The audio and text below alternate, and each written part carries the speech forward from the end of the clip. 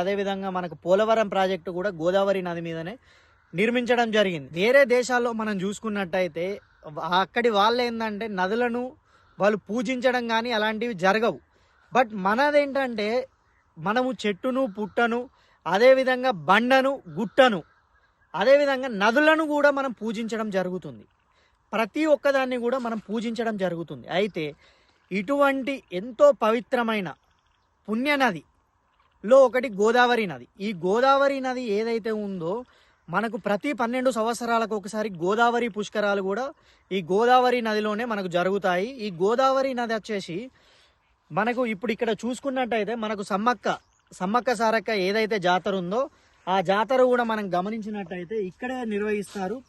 ఈ సంవత్సరం మనకు సమ్మక్క సారక్క జాతర కూడా ఉంది. అదేవిధంగా మనకు 2026లో మనకు గోదావరి పుష్కరాలు 12 సంవత్సరాలకు ఒకసారి వచ్చే గోదావరి పుష్కరాలు కూడా మనకు ఈ గోదావరిలోనే జరుగుతాయి. అయితే ఒక్కసారి ఈ గోదావరి పరిస్థితి ఎలా ఉందనేది మనం ఒకసారి చూద్దాం.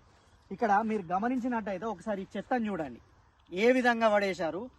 మన ఇన్స్టా ప్రొఫైల్లో గల్లీ న్యూస్ ఛానల్ లింక్ ఉంది. ఫుల్ వీడియో కోసం గల్లీ న్యూస్ ఛానల్ని వీక్షించండి.